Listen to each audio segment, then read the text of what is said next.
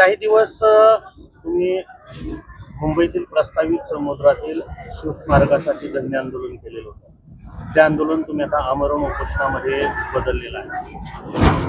आपल्या तालुक्याचे आणि जिल्ह्याचे जे लोकप्रतिनिधी आहेत हे फक्त दिखाव्यापुरते आहेत का असा प्रश्न येतोय की एवढं मोठं आंदोलन होऊन सुद्धा खासदार आमदार फक्त लग्न समारंभापुरते येऊन इथून जातात, परंतु एवढं मोठं आंदोलन त्यांना दिसत नाही.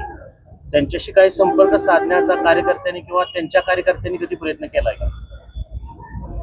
छत्रपती शिवाजी महाराजांच्या समुद्रातल्या स्मारकाचा हा विषय 14 कोटी जनतेचा आहे. महाराष्ट्राची लोकसंख्या 14 कोटी आहे आणि भारतातल्या करोडो लोकांचा विषय आहे. त्यामुळे आम्ही आंदोलनाचं स्वरूपच असं ठेवलं होतं की कुणाला वाईट बोलायचं नाही, कुणाचा विरोध नाही करायचा.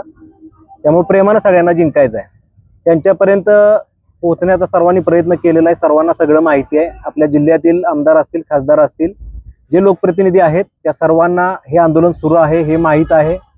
सोशल मीडियाच्या माध्यमातून आम्ही बऱ्यापैकी पोहोचण्याचा सर्वांपर्यंत प्रयत्न केलेला आहे. आणि या भावना 14 कोटी लोकांच्या आहेत. त्यामुळे वैयक्तिक फोन करायची गरज त्यांना असेल तर आम्ही फोन करू, जर त्यांना तसं वाटत असेल तर. पण ते लोकप्रतिनिधी जे आहेत खासदार आपले, ते आटपाडीत येतात, काही ठिकाणी लग्न करतात आणि निघून जातात. आम्हाला त्यांच्यावरती राग नाही. मला त्यांना एक प्रश्न विचारायचा आहे. तुम्ही संसदेमध्ये किंवा मीडिया प्लॅटफॉर्मवरती किंवा कोणत्या तरी प्लॅटफॉर्मवरती हा विषय किती वेळा घेतला? छत्रपती शिवाजी महाराजांचा आणि वेगवेगळ्या समाजाचा वापर करायचा आणि खासदार व्हायचं. तुम्ही हा विषय लावून का धरत नाही? तुम्ही आंदोलनाच्या या ठिकाणी येऊ नका. आम्हाला काय तुम्हाला तुमच्यावरती ऑब्जेक्शन नाही किंवा रागही नाही. नाटपाडीमधल्या नाही कुठल्याच लोकप्रतिनिधीवरती आपला राग नाही, कारण रागानं हा विषय सुटणार नाही. प्रेमानं जिंकायचं आहे तुम्हाला आणि 14 कोटी लोकांपर्यंत आम्हाला प्रेमानं पोहोचायचं आहे. त्यामुळे आम्ही कुणावरती रागाला नाही जाणार, पण ज्याचं त्यानं आपापल्या परीनं प्रयत्न करावेत असं आम्हाला वाटतंय.